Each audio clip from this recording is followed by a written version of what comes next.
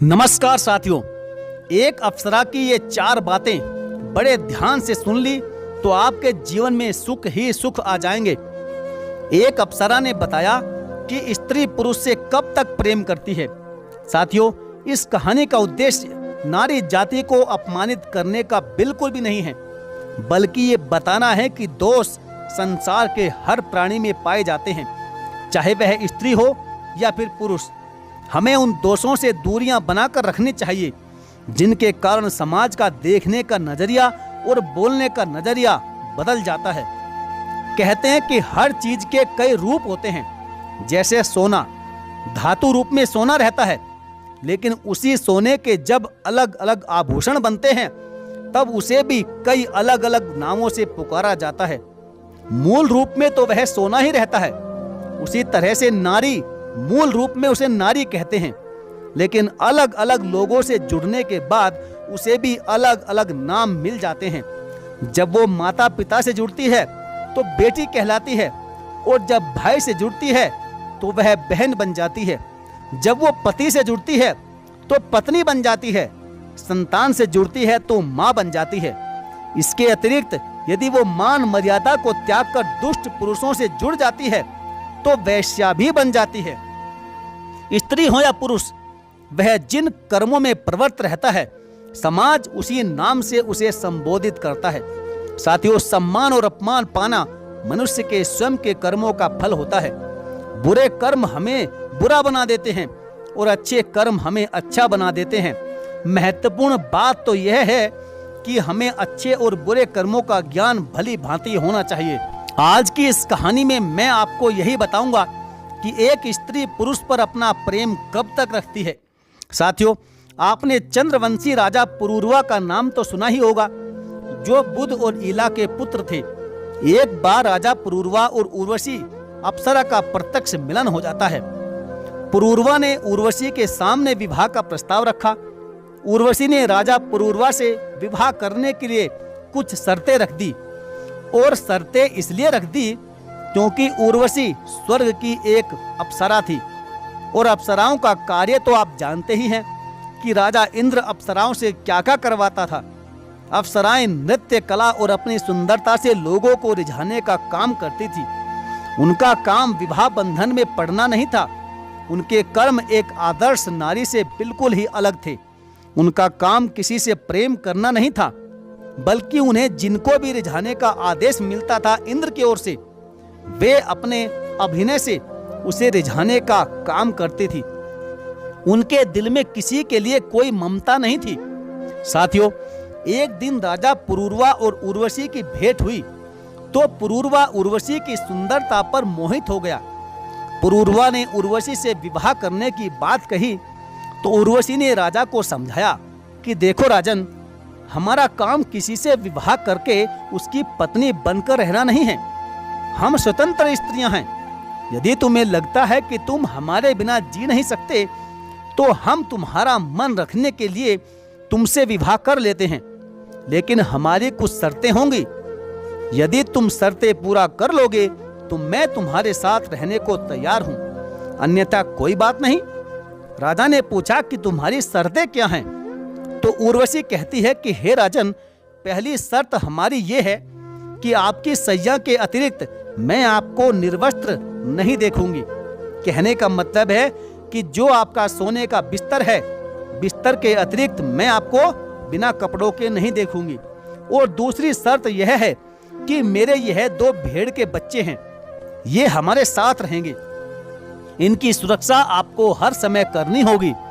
यदि मेरी ये दोनों शर्तों में से तुमने एक भी शर्त तोड़ दी तो मैं तुम्हें उसी क्षण उसी पल छोड़कर चली जाऊंगी। साथियों, यह प्रेम नहीं था, बल्कि यह एक करार था, एक सौदा था। राजा पुरूरवा उर्वशी की सुंदरता पर मुग्ध था। उसने उर्वशी की दोनों शर्तों को मान लिया। उसके बाद उर्वशी और पुरूरवा साथ साथ रहने लगे। राजा को उर्वशी की दोनों शर्तें याद थी, इसलिए वह हर समय सावधान रहता था। इसी प्रकार धीरे धीरे उर्वशी के साथ में राजा पुरूरवा को 4 साल बीत गए। उधर देवताओं को यह बात बिल्कुल भी रास नहीं आ रही थी कि स्वर्ग की एक सबसे खूबसूरत और सुंदर अप्सरा मृत्यु लोक में एक राजा की स्त्री बनकर रह रही है। देवता जानते थे कि उर्वशी ने राजा पुरूरवा के साथ रहने के लिए अपनी 2 शर्तें रखी हैं।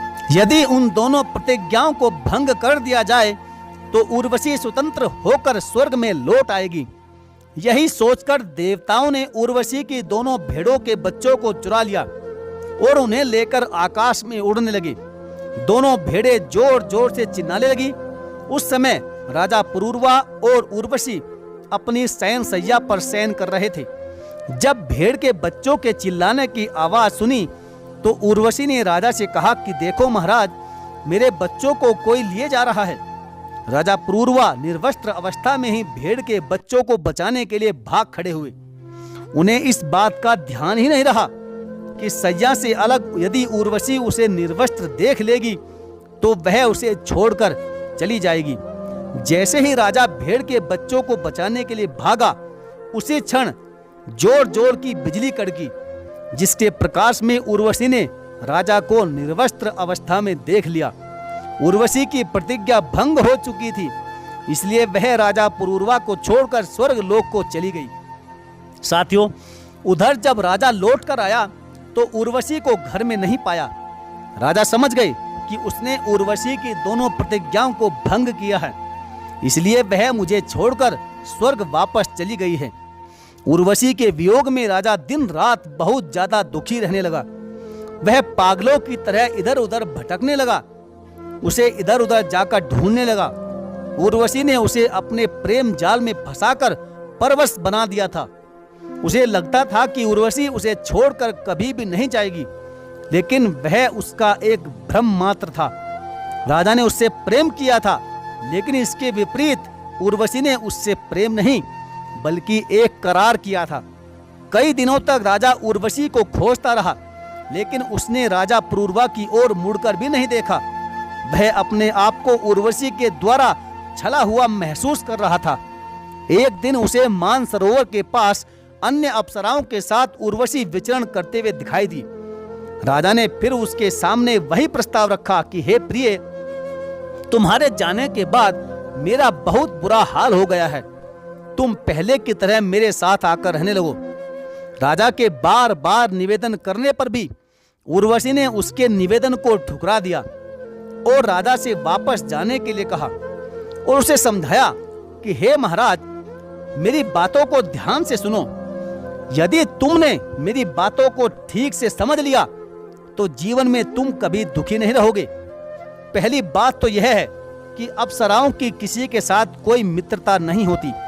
मनुष्यों को अप्सरा के रूप में दिखने वाली ऐसी स्त्रियों से सावधान रहना चाहिए जो अभिनय करने वाली हो, जो धन के लिए कुछ भी करने वाली हो, जो किसी दूसरे हाथों की कठपुतली हो, जो स्त्री होकर स्त्रियों की मर्यादा का पालन न करती हो और जो स्वतंत्र हो। ऐसी स्त्रियों का प्रेम सिर्फ और सिर्फ छलावा होता है। वे अपने कार्यों को बनाने के लिए दूसरों की भावनाओं से सिर्फ खेलती हैं।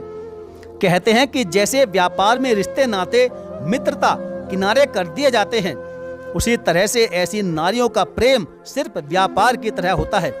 उनकी तो झूठी प्रशंसा में भी नहीं आना चाहिए, क्योंकि उनकी प्रशंसा भी एक दिखावटी होती है। दूसरी बात, जैसे अचानक आया हुआ अतिथि भोजन करने के बाद घर को त्याग कर चला जाता है, जैसे पक्षी फलहीन वृक्ष को छोड़ जाते हैं, जैसे प्रजा शक्तिहीन और पराजित राजा को त्याग देती है, उसी तरह से वैश्याएं और कुटिल स्त्रियां निर्धन और शक्तिहीन पुरुषों को छोड़ जाती है। तीसरी बात, इस संसार में दुखी लोगों को 3 बातों से ही शांति प्राप्त हो सकती है।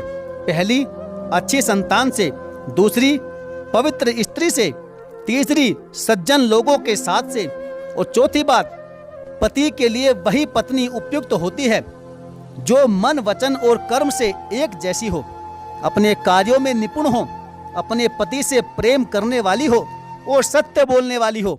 ऐसी स्त्री को ही पत्नी माना जाता है। और अंत में एक बात मैं तुम्हें और बताती हूँ, इसे ठीक से समझ लेना। तुम प्रेम के जिस भंवर जाल में फंसे हुए घूम रहे हो, ये कभी भी आपको सुख नहीं दे सकती। कहते हैं कि काम वासना के समान इस संसार में कोई रोग नहीं है, मोह से बड़ा कोई शत्रु नहीं है और क्रोध से बड़ी कोई आग नहीं है और ज्ञान से बढ़कर इस संसार में सुख देने वाली कोई भी चीज नहीं है।